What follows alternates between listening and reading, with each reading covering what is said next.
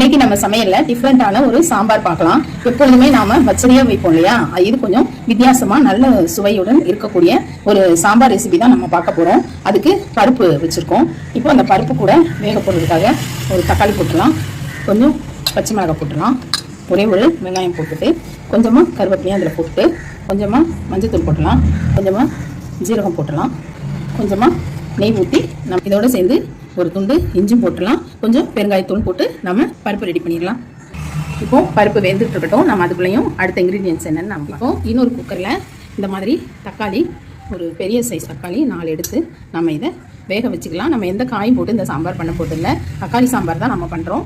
இந்த மாதிரி 4 தக்காளி இதெல்லாம் நம்ம கட் பண்ணிவிட்டு இந்த மேலே இதெல்லாம் எடுத்துகிட்டு இதை நம்ம இப்போ வேக வச்சு எடுத்துக்கலாம். இதுவும் ஒரு விசில் வந்தால் போதும். தக்காளி இப்போ இந்த சாம்பாருக்கு தேவையான ஒரு மசாலா நம்ம ரெடி பண்ணிடலாம். அதுக்கு 2 பெரிய வெங்காயம் கட் பண்ணி வச்சுருக்கேன், அதை அடுத்து பச்சை மிளகாய் இந்த மாதிரி எடுத்து வச்சுக்கலாம், அடுத்து காய்ந்த மிளகாய், அப்புறம் இஞ்சி கருவேப்பிலை இதை போட்டுக்கலாம், அப்புறம் இந்த பூண்டு. இப்போ நீங்கள் பார்த்தீங்க இல்லையா, இதெல்லாம் நம்ம போட்டிருக்கோம்.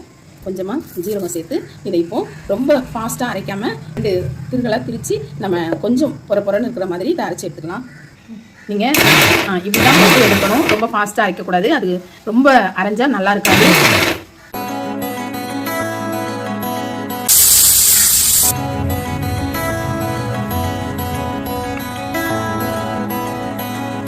இப்போது சாம்பார் தாளிக்கிறதுக்கு சாம்பார் பாத்திரம் வச்சுக்கோங்க, அதில் நாம் இப்போ தாளிச்சிடலாம்.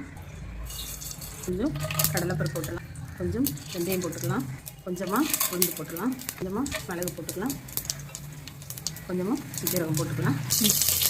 நம்ம அரைச்ச இந்த விழுதலில் சேர்த்துக்கலாம், தேவையான அளவு உப்பு சேர்த்துக்கலாம்.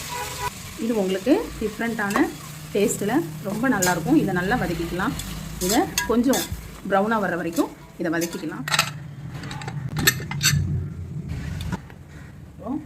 வேக வச்ச இந்த தக்காளி எடுத்துக்கலாம். இப்போ நம்ம இந்த வெந்த தக்காளியோட தோலை எடுத்துடணும், அதுதான் ரொம்ப முக்கியமானது. இப்போ தோலை எடுத்துட்டு இதை நம்ம இப்போ நல்லா அந்த தக்காளியை கடைஞ்சி எடுத்துக்கலாம்.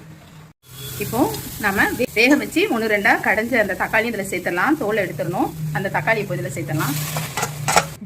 இதில் நம்ம பச்சை மிளகாய் நிறையாவே இருக்குது, இருந்தாலும் கொஞ்சம் நீங்கள் சாம்பார் பொடி தேவைப்பட்டால் போட்டுக்கலாம், உங்கள் காரத்துக்கு ஏற்ற மாதிரி. அப்புறம் கரைச்சி வச்ச புளியும் இதில் சேர்த்துக்கலாம். இதை நல்லா இப்போது கிளறி விட்டுட்டு இதை அப்படியே மூடி போட்டு வச்சிடலாம். கொஞ்சம் நேரம் இது வெந்துட்டு இருக்கட்டும். அப்புறமா நம்ம வெந்த பருப்பை இதில் ஆட் பண்ணிக்கலாம். இப்போ நம்ம வேக வச்ச பருப்பு எடுத்துக்கலாம்.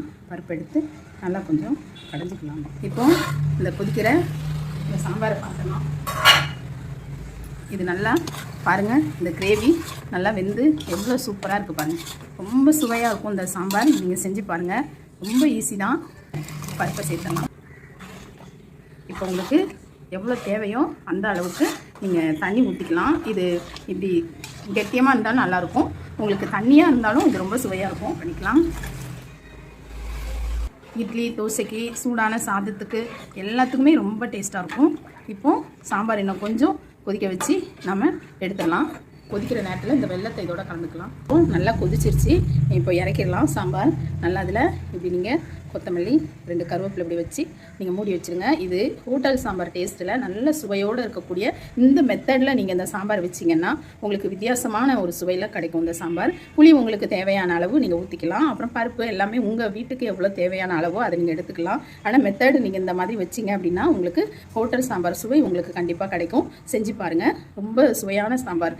டிஃப்ரெண்ட்டாக செய்யும்போது நமக்கும் இந்த சாம்பார் போர் அடிக்காமல் இருக்கும். இது இட்லி தோசை சாதம் எல்லாத்துக்குமே ரொம்ப சூப்பராக இருக்கும். செஞ்சு பாருங்கள்.